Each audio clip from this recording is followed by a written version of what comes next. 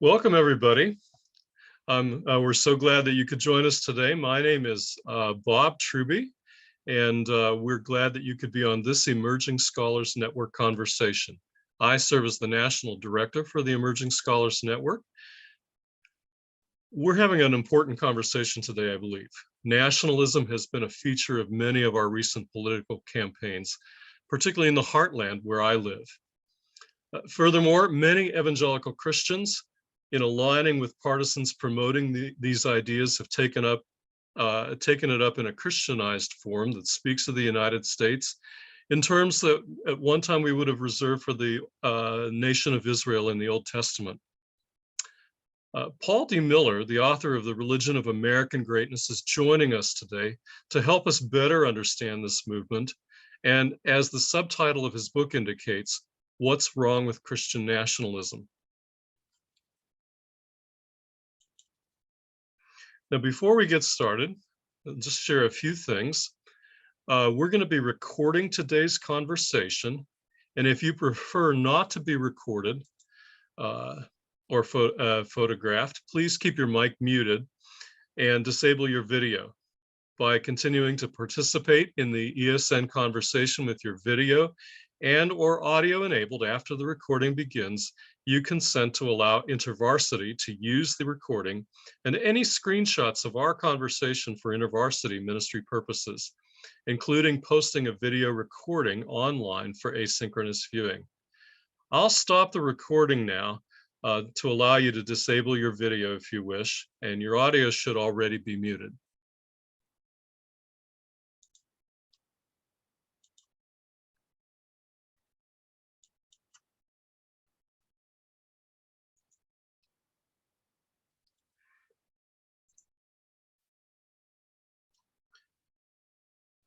I'm very happy to introduce Paul Miller for all of us. What first caught my attention when I read his book was who it was that was writing this and who it is that we have discussing it, these ideas today.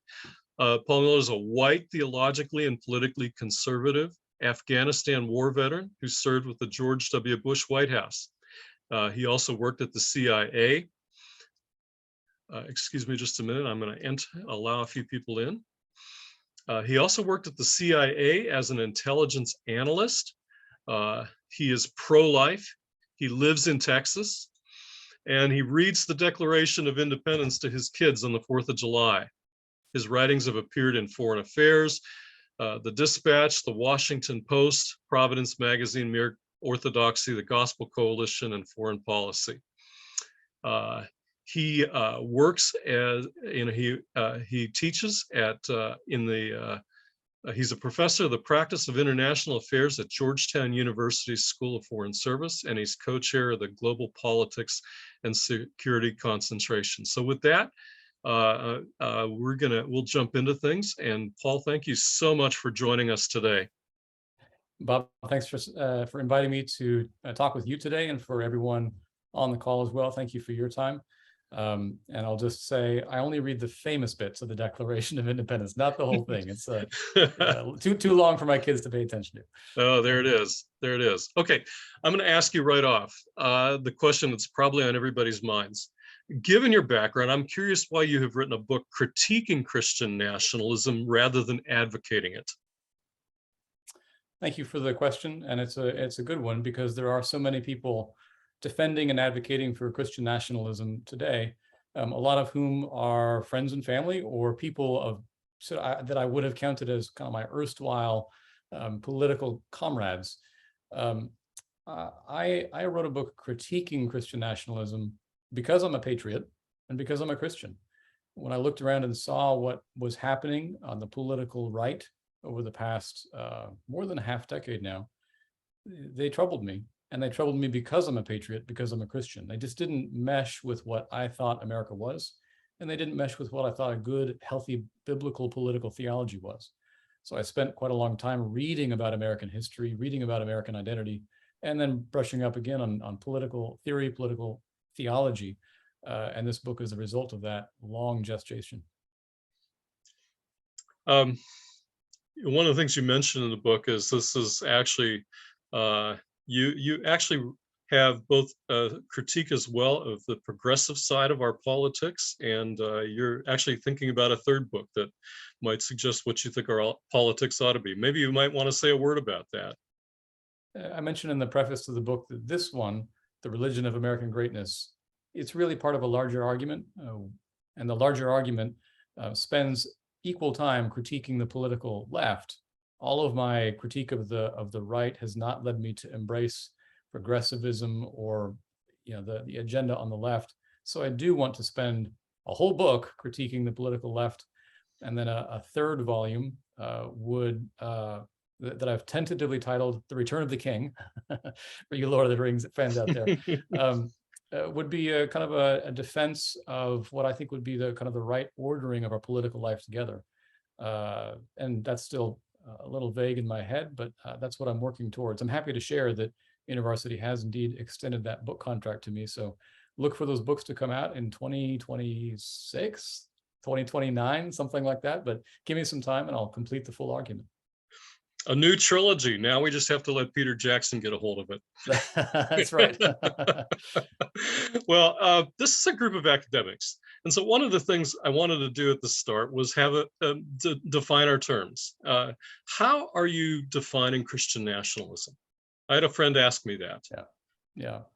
There's lots of definitions out there. It depends upon your scholar, your critic, whether you're pro or con.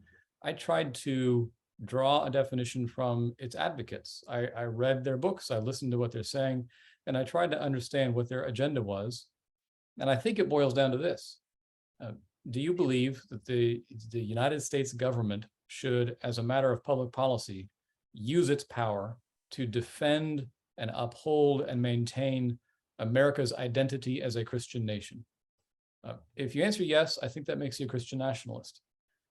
That's the most kind of neutral definition I can come up with that advocates themselves embrace. So I'm not making this up. I think this is what they say they want to do. There's other things I can add in there. I think there's a lot of implied beliefs about politics and human nature that go along with that definition.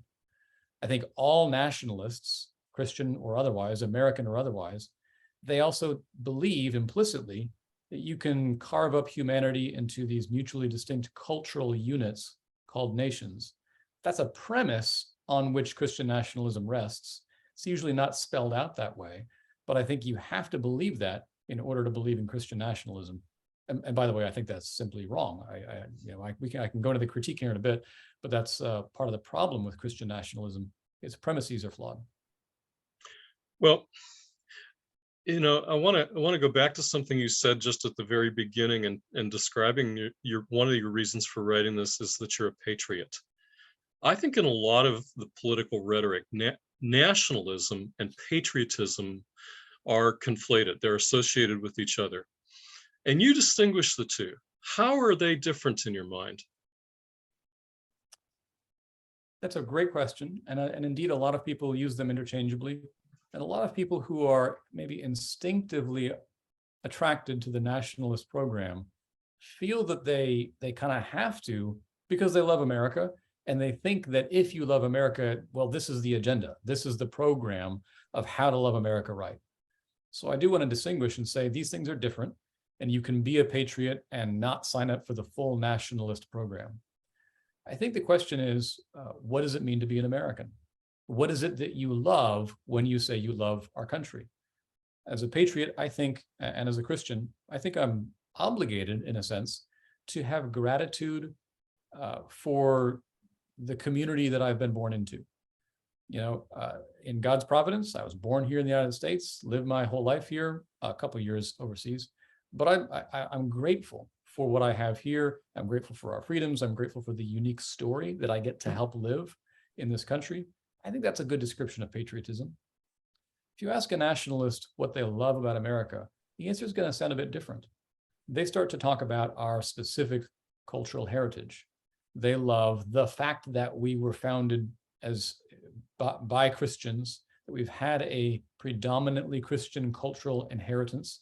And they love the fact that you can tell a story of American history that highlights a lot of achievements of Christian Americans. And precisely insofar as that story is challenged, or as that story changes, as our culture changes, it seems many nationalists are falling out of love with America. You actually hear quite a lot of fierce critiques of America coming from the nationalists because we're not living up to the cultural inheritance they think we need to maintain our identity as Americans. So as a patriot, I love our country as it is, and I want us to strive to do better according to our creed. But the fact of cultural change does not bother me as much. For nationalists, they seem more attached to our culture and apt to fall out of love with our country if our culture changes too much. You've already talked about how the idea of nationalism is about a nation using its power to protect a defined cultural identity. In our case, it's the idea of, you describe it as an Anglo-Protestant identity. What's wrong with that? What's wrong with a nation trying to protect a cultural identity like that? Yeah, there's some, in a way, it sort of feels common sense that we should be able to do this. Don't we have the right to kind of defend who we are? Particularly when we're talking about Christians, isn't it a good thing to try to promote Christianity, right? And so that's why this can be a difficult, sensitive, and hard question to parse carefully. I think it does require some careful thought. There's a lot of avenues of critique I'd have here. One of them is that the effort is simply impractical. If you really push hard to ask, what is it that you want to do to preserve our cultural identity? What it boils down to is using the state's coercive powers to say, this is who you are. And my question is, what gives you the right to tell every other American who you are, who they are? There is something uncharitable about nationalism in that it treats other people of other cultures as second-class citizens. It denies the reality that we are, in fact, a culturally pluralistic country, and we always have been. It's not simply a function of recent immigration or recent changes. We've always been pluralistic, and the effort to adopt one particular cultural template treats all of the other people as if they don't count as full Americans. And I think that's an unloving thing to do. We can celebrate whatever your culture is. If you are an Anglo-Protestant, good for you. Cherish that, cultivate it, but maybe don't try to use the government to enforce it or recognize it. And by the way, I'd say that same thing for any other culture as well. I'd phrase this as a critique of identity politics. I think that nationalism is actually a form of identity politics for Christians, mostly for white Christians. And so that would be one line of critique against nationalism. I do want to mention another one that I think is actually even more important for Christians. I think there could be a theological danger to Christian nationalism in that it miscommunicates what the emphasis of the gospel really is. As a Christian, I think my main agenda, I think Jesus's agenda is to build his kingdom by discipling all peoples, and that he will inaugurate that kingdom when he returns, not us. We don't do that. When we focus our efforts on building a Christian nation in America, we're kind of missing the point. I don't think resurrecting Christendom is the point of Christianity. I want to say that again. I don't think resurrecting Christendom, so the social and cultural power of Christianity, is the point of Christianity. I don't think that's what Jesus's agenda looks like. He wants our flourishing, and that does have some social and cultural implications and political implications. That's absolutely true, but that's kind of not the main point. So I worry that Christian nationalism misleads people about what Christianity is really all about. That would be my second main critique of Christian nationalism. Well, thanks. There's nationalism, which is sort of a broad political ideology, if you can call it that. And then there's this particular thing that's added as with the adjective Christian. What are some of the distinctives of a Christian nationalism as opposed to just a publicly nationalist stance? Can those two be distinguished? They can. To go back a little bit, I think nationalism generally, if you want to define nationalism generally, it's an ideology about how you define a nation's identity. And it's usually grouped around a shared trait or characteristic, such as religion or ethnicity, culture, language, land, something like that. And so there's different flavors and brands of nationalism.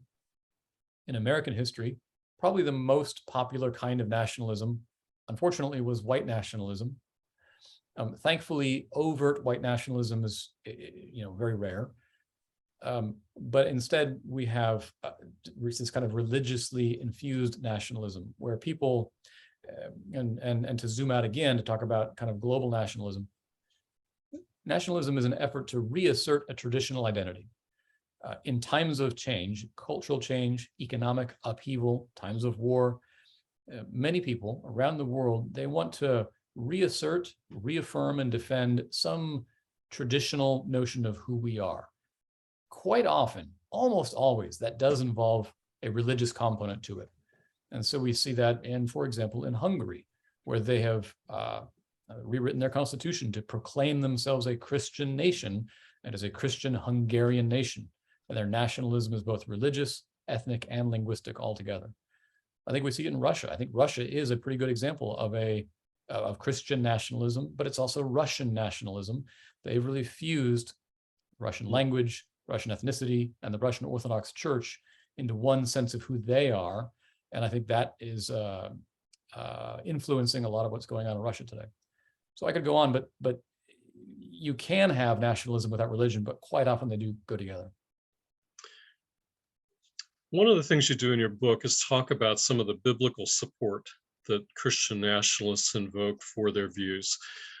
Passages like 2 Chronicles 7:14 and Psalm 33:12 that support this idea of American chosenness, of America as a new Israel. Christian nationalists also invoke scripture that supports the idea of protecting a national cultural identity, the idea of the nations. What's wrong with those readings? They're a mishandling of God's word. We've probably, all of us have seen examples of when somebody has cited 2 Chronicles 7:14, if my people who are called by my name, or Psalm 33:12, blessed is the nation whose God is the Lord. We've all seen that inscribed on a plaque with the American flag in the background. Perhaps you've seen it in your church. Perhaps you've seen it on a campaign commercial. We all know, I think it pains me to have to say this, to belabor the point. We all know that those verses weren't written about America, right? They were written about ancient Israel. I think in the New Testament context, we apply them to the church. I think Christians are the nation called by God's name. I think the church is the nation whose God is the Lord. And so to apply those verses to any secular polity, like the United States of America, is an abuse of God's word.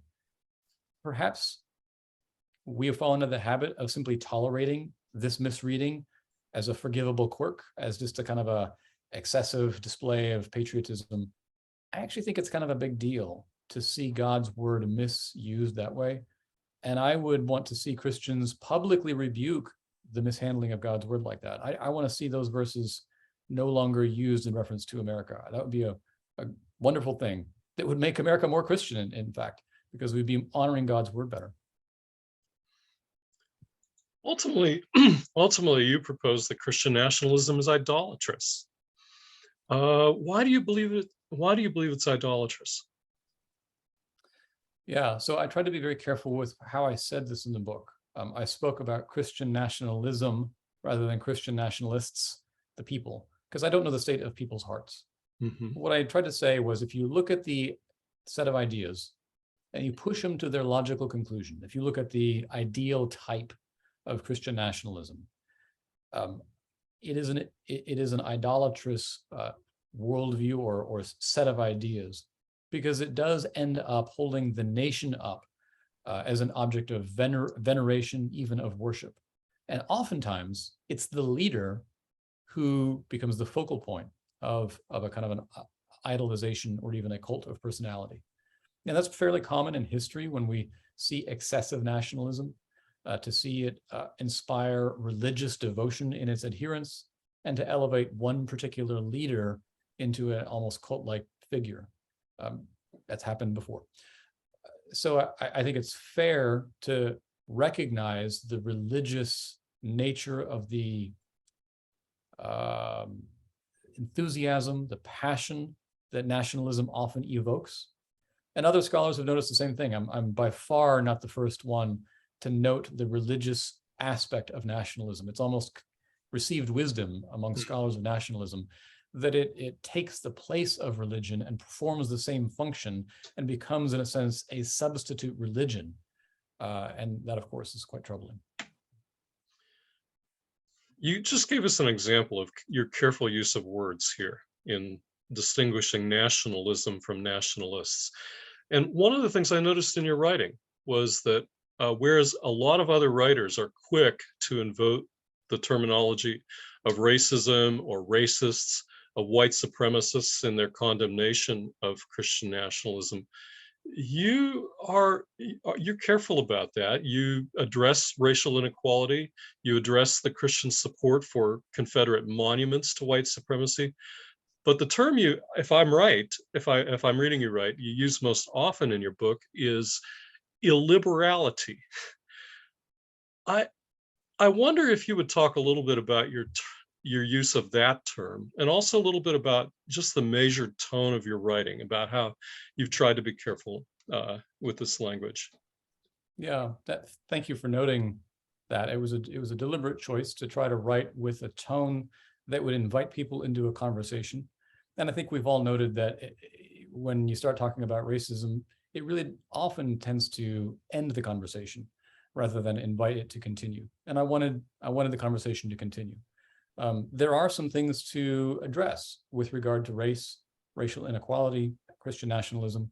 I feel like maybe I need to write an extra article called "Is Christian Nationalism Racist?" just to kind of, because I get this question all the time. And in the book, I really try to take Christian nationalists' claims at face value, and they don't make overtly racist claims. And so if I'm going to take it at face value, I have to say their claims are not racist on the face.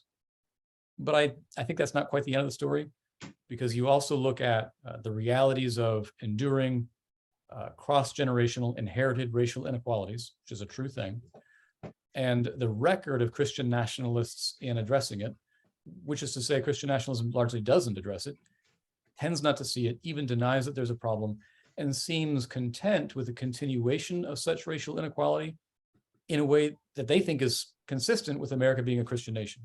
So I can only conclude that Christian nationalism is, at the very least, I'd say, racially insensitive, or maybe insensitive to the realities of racial inequality, is, I think, how I put it in the book. It's a very long-winded way of saying it, but I think it's actually worth being long-winded, because if you're short and snarky about this, it ends the conversation and people walk away. And so I've tried to be a bit more long-winded, and if that makes the book a little bit harder to get through, I think that's an acceptable price to pay for a more careful discussion of a very difficult and sensitive issue. You asked about the term illiberalism. As I try to define my terms in the beginning of the book, I use the word liberal and illiberal throughout the book, and it's a bit of a shorthand for me. Lots of different definitions of what it means to be a liberal. I mean, a classical liberal, 18th century founding fathers liberal is what I'm getting at. I just mean the open society, a country of freedom, a country where we can participate in our governance and where we have basic rights and freedoms. That's what I mean by liberal. And so illiberal is the opposite. It is the closed society, a society that does not recognize fundamental freedoms and rights. And my critique is that nationalism trends towards illiberalism. If you follow it to its conclusions, it leads more and more to a closed society. That can take the form of racism. It can also take the form of general intolerance towards any and all minority groups. So there's how I'd answer that question. Thanks. Hey, we need to take a break here and talk about let people know about how they can get a copy of your book, because there's a lot more, certainly a lot more there than what we've been able to talk about just in our short conversation here. Let me move forward to that slide. Okay, so The Religion of American Greatness is the book that we're talking about today by Paul Miller. It's available at InterVarsity Press. You can order it, just go to the website, and I've included a link, and that'll be in the chat in just a moment. And that's available at 30% off when purchased with the discount code GFMWeb22 at checkout. And that'll be effective until September 22nd. So we'd invite you to pick up a copy. It is really a carefully argued book, and I think well worth your attention. So we're gonna let me put this in the chat, information in the chat. Now I have also information in case you have to leave early about our next conversation, which is on Dawn, a Proton's Tale of All That Came to Be. And so you have that information in the chat as well, in case you want to do that. So if this is the time when people can ask questions. While we're waiting for people to put some things in the chat, one question I didn't get to, Paul, that I'd like to, I wonder if you might share is, for many of us, this is very real. We have family members, friends, people in our churches who embrace these ideas. What do you suggest would help us have better conversations? Yeah, this is a hard question, and again, it's one I've gotten quite a lot. Is essentially, what do we do now?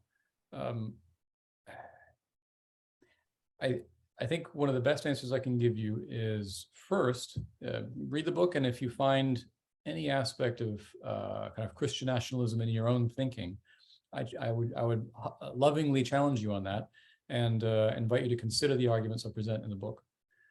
If you encounter it in conversation with friends, family, or fellow congregants in your churches, I want to invite and maybe challenge you to have the courage to speak up.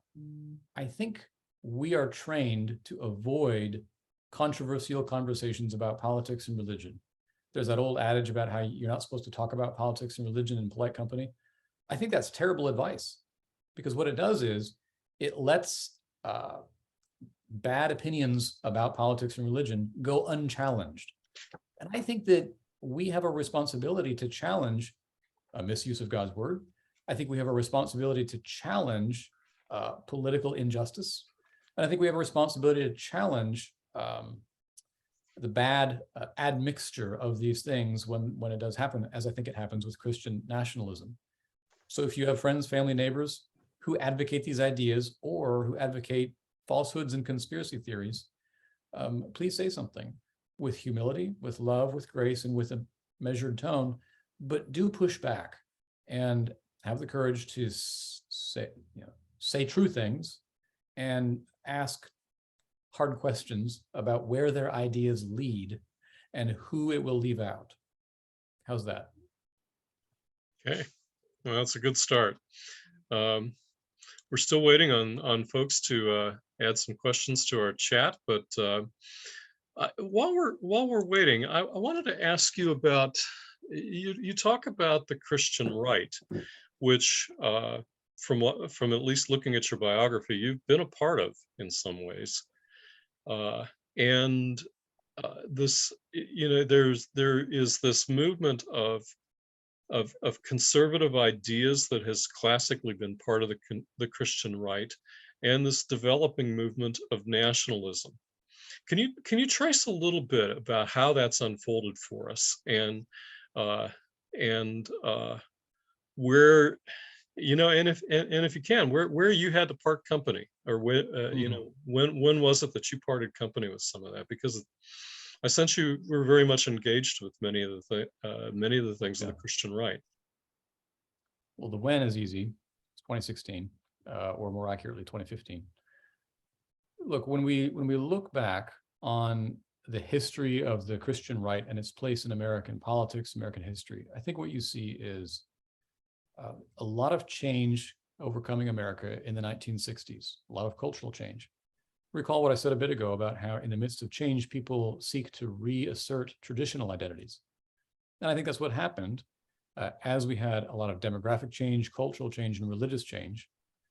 There was a movement to reassert what many people thought was traditional American identity, which was a Christian identity. And Samuel Huntington's phrase is Anglo-Protestant.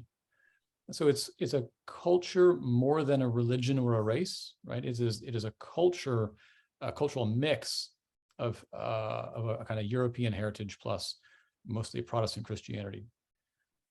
That's, I think, a good understanding of what the Christian right was, or at least one of the main motivating impulses. It was an effort to reassert that traditional identity.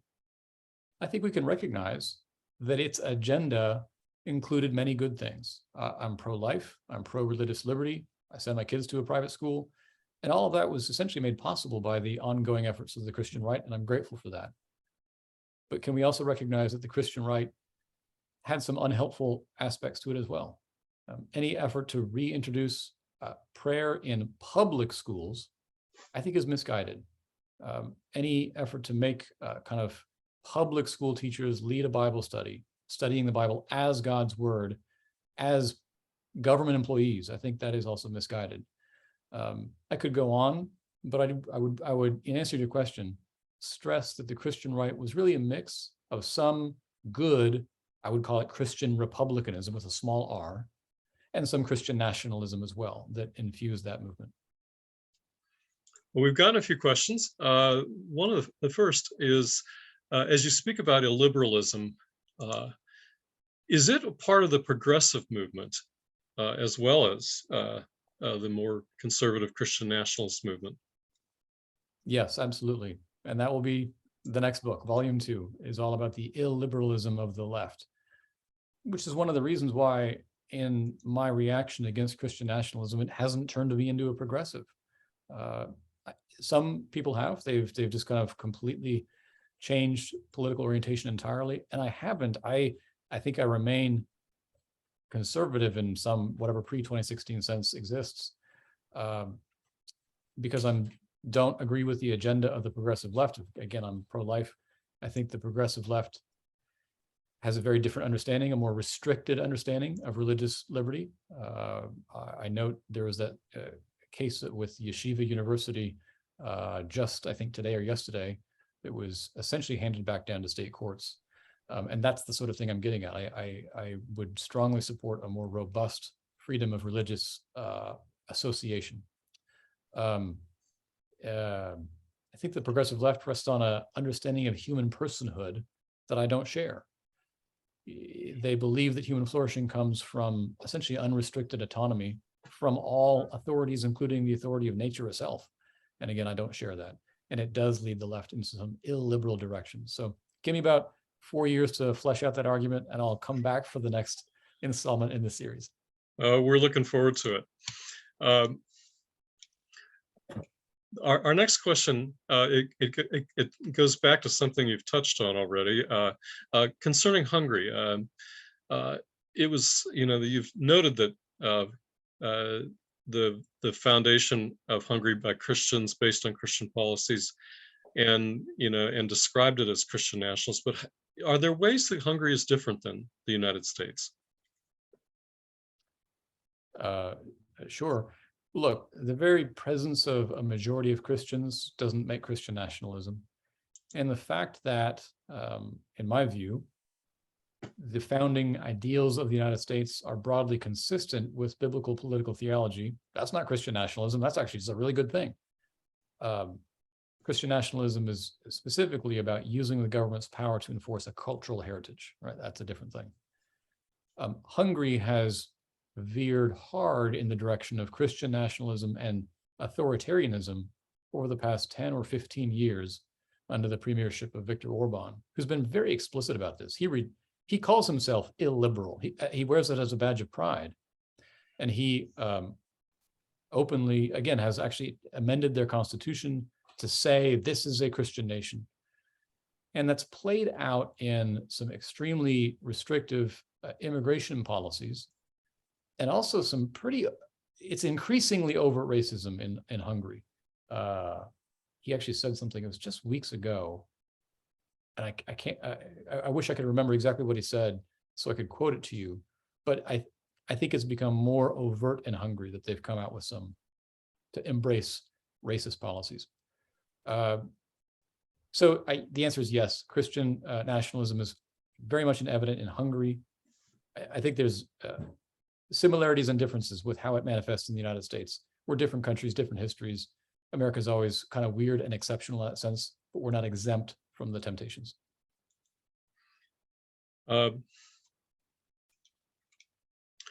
Ron observed, have you interacted with David T. Koiz's Political Visions and Illusions? In that book, Koizis identifies most, if not all, political ideologies as idolatrous, elevating some created thing to an ultimate and seeming salvation, seeing salvation in some other created thing. Yeah, I've read, I think that entire book, maybe just most of it. I intend to engage with it in greater detail in volume 3.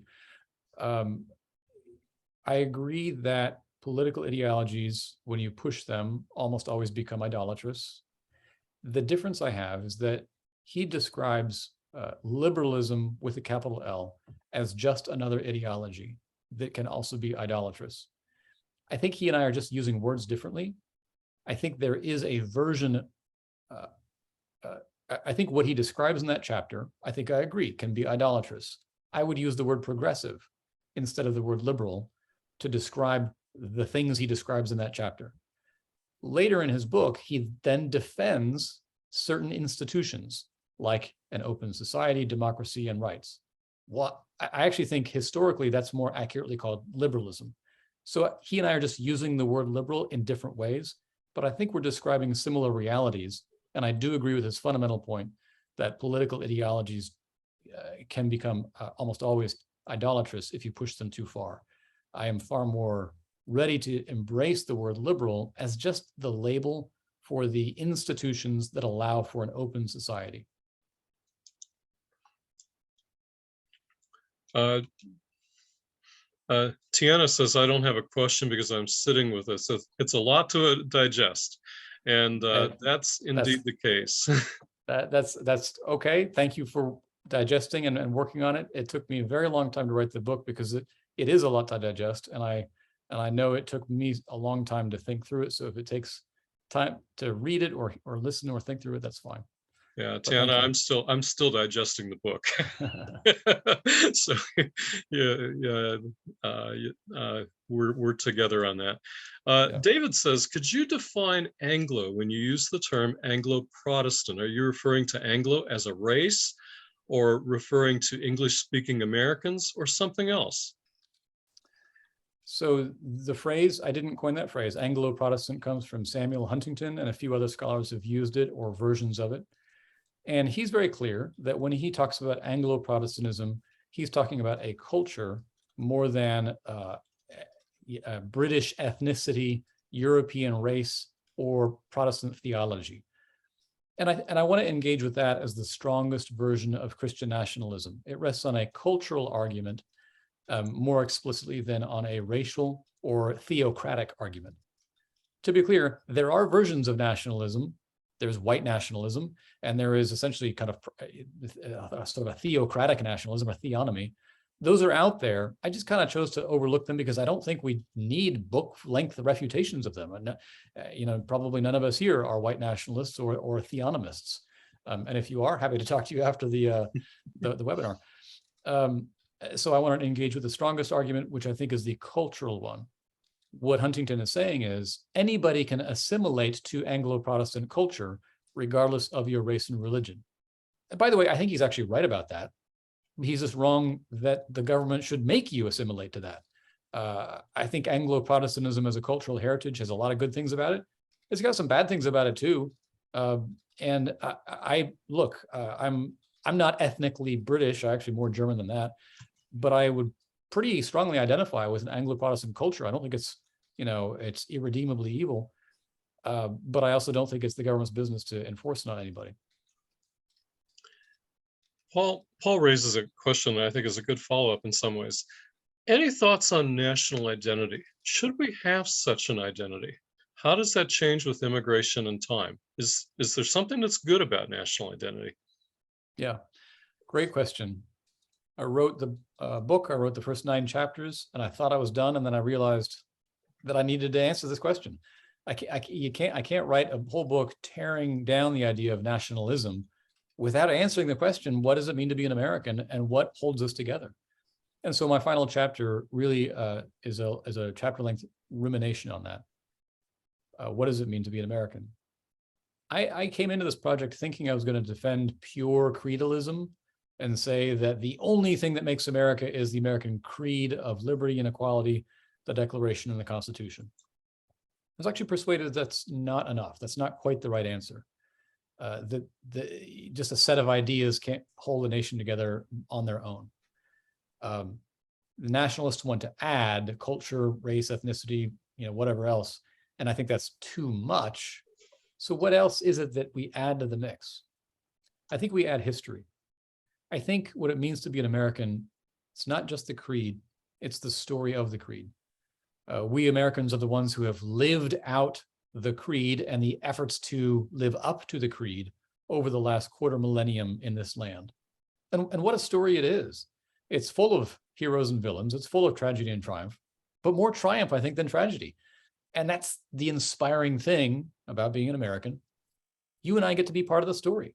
And C.S. Lewis has this thing that I agree with, where he talks about making it your own story, recognizing that this is a story of your heroes and saying, yes, I'm going to be part of the story. And so what I'd add is, what it means to be an American is to accept the American story as your story, warts and all, flaws and all, and therefore accept your responsibility to carry the story forward to its next chapter and to do better and to help live up to the creed even better than before. I think those two things, the creed and the story, really make us Americans. Asterisk, I feel pretty torn about the idea of a national language and whether we need a national language to be united in a political project together. And you can see in the book where I kind of go back and forth on that.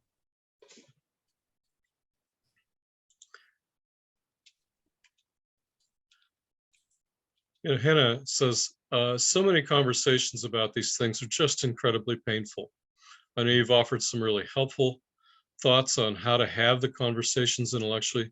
Do you have advice on how to deal with the ongoing emotional fallout of tension in communities around this? And I'm also aware that we have two white guys talking about this stuff, and that there are other communities that have been much more impacted, where some of these ideas really have caused significant grief. And so I wonder if you might talk a little bit about that. I guess I'd just say, I can only answer, I think, from my own experience, which is how have I handled a lot of this. I've had to choose strategically about which conversations to engage in.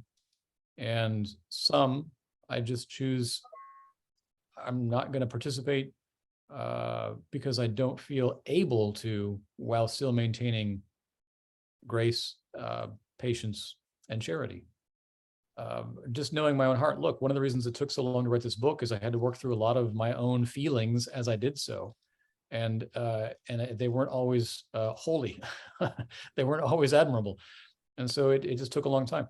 So maybe one of the answers is engage when you have the time and space to do so at proper length. We just can't have these conversations in 140 characters or 280 characters.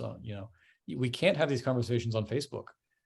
Have them face to face, have them over a meal, but make sure you have a couple of hours to do it patiently and carefully, because they need that kind of space to breathe if you're going to have conflict over these very difficult issues. So let me be, again, clear in my answer there. I really think that we should stop talking about this stuff over social media unless you're talking to somebody you really have a good face-to-face relationship with. I made a choice years ago. I just won't debate people over Twitter. I'm on Twitter. I don't actually recommend Twitter to a lot of people. I'm there, place to advertise the writing. But there's a lot of trolls and there's folks who are pretty nasty, and I just choose to ignore instead of engage. And I think that's probably the better choice in a lot of cases. Face-to-face engagement, that's the way to go if you can have the patience and the time to do it right. Tiana elaborated a little bit more on her earlier comments. She said, I actually felt a wave of something that was different. I didn't know what to call it. As a Christian, it made me feel uneasy and maybe a little unsafe in some Christian spaces and with some Christians, where I was not sure that I was included as a fellow Christian. Thank you for giving words and thoughts to my uneasy feelings. And thank you, Tiana, as well, for the grace in appreciating us two white guys who are talking about this. And we really are grateful for you being part of this conversation as well, as a woman of color. Thank you, Tiana. Thank you. Bill asks, and I think this is going to be our last question: as a white Protestant, how do you objectively weigh the impact of racism and ethnocentrism that accounts for perceptions shared by people of color? That's a very tough question. And oh, look, we're out of time. That's a nice move. Well, so I'm struggling a bit to understand the question. Bob, do you think you're able to maybe reformulate it for me to understand what Bill's getting at? Bill, Bill, if you want to unmute and Sure. briefly clarify, that would be fine. Sure. I find that viscerally, people of color, when we're dealing about the effects of race and racism, have very, very different a sense of the effects of it than white people who aren't directly affected often, and more in a systemic level.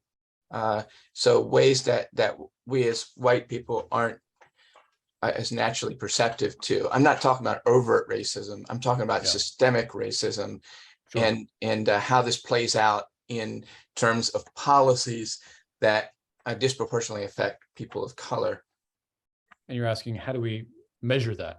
Yes, and because my sense was that you were creating a little distance and separating nationalism and white Christian nationalism and white Christian nationalism, and so I'm trying to nuance that separation. No, let me maybe close that distance a bit and say that Christian nationalism in America is almost entirely a white phenomenon. That's just a statistical fact. Almost all people who believe in Christian nationalism are white. Not entirely, it's not 100%, but it's pretty close.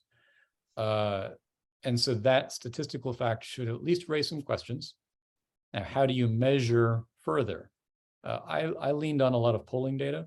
A couple of sociologists named Andrew Whitehead and Samuel Perry wrote a book called Taking America Back for God. And then there's another one by Robert Jones called White Too Long. He also relies on a lot of statistical data and polling data. I'm attracted to the polling data because I'm a social scientist, and so I think the tools are valid and legitimate. And I think that they can tease out some implicit things that people may not say overtly. So, for example, people who profess Christian nationalism are far, far, far more likely to say, when faced with the case of a police officer shooting an unarmed African American, Christian nationalists are far more likely to blame the victim, the African American, compared to the rest of the population. The other Americans are more likely to say, well, wait a minute, and maybe blame the police officer. Okay, and that's without reference to any of the facts of the case. That helps us measure implicit racial attitudes within those who profess Christian nationalism, even if they themselves don't overtly say it. So that's why I think the polling data, the statistics, they can be helpful in pulling that out. I do want to add another little footnote here. I quibble with some of Whitehead and Perry's methodology. I put that in my book. I've talked to them. And I think the book is good and helpful. I don't fully agree with some of their findings, but if you want to find a way to talk about some of the essentially implied racism here, I think their work can be helpful. Does that answer your question, Bill? You're muted still. Yeah. And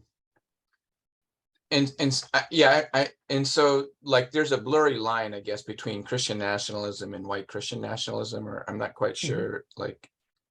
Yes, I think right. Okay. I think it's fair to say it's blurry, it's complicated, and one of my critiques of Christian nationalism in one of the later chapters is that I do believe that many Christian activists have uncritically accepted many fellow travelers.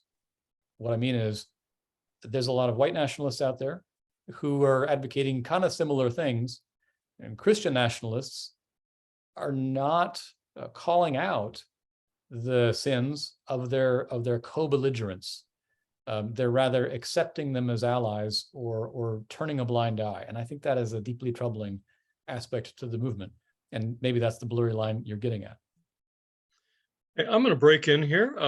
Bill, if you want to take it any further, we'll leave the connection open after we end the recording.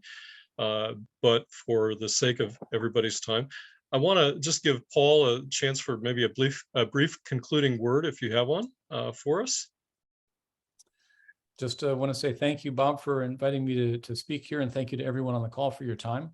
I appreciate it. I put a lot of my heart and soul into this, and I hope it's edifying and challenging to you all. Feel free to reach out, send me an email, send me a DM, let me know further thoughts and questions, and also, pray for me as I continue to both speak on this book, but also try to work my way into the next 2 books, because I need to seek wisdom, and I'd appreciate your support and your prayer. Well, thank you so much, Paul. We do want to let people know once again about the book that we're talking about today and how to get a copy of it. The book we've been discussing is The Religion of American Greatness by Paul D. Miller, and you can purchase it from InterVarsity Press at a 30% discount using the code GFMWeb22, and that information is in the chat. Also, information in the chat is about our next conversation. In October, we're going to be talking about a new book coming out called Dawn, A Proton's Tale of All That Came to Be. The authors tell a story of the journey of one proton who comes into existence at the beginning of creation and makes its way through history to today. And it provides a fresh look at the fundamentals of cosmology, evolutionary biology, and the good news of God in one overarching adventure. And one of the things that's really cool, the authors actually live in the Netherlands, but they're going to all 3 be joining us. And Dr. Andrew Walsh, who does science blogging for the Emerging Scholars Network, will be interviewing them. He's the author of Faith Across the Multiverse, and so he will be hosting our conversation next month, and that'll be October 13th, 2022 at noon Eastern Time, 9 a.m. Pacific Time. You can sign up for the conversation at the link that's included here and in the chat, and we hope you'll join us again. Finally, I just want to thank everybody. Excuse me. I shut something off here. Let me go back to this.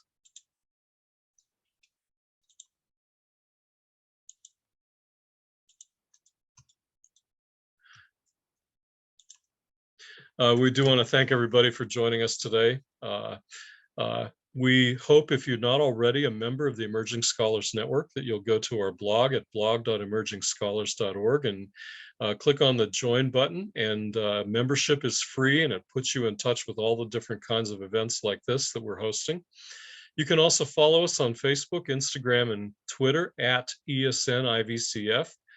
This conversation and our previous conversations over the last 2+ years are available at our YouTube channel. It's youtube.com/ESNIVCF.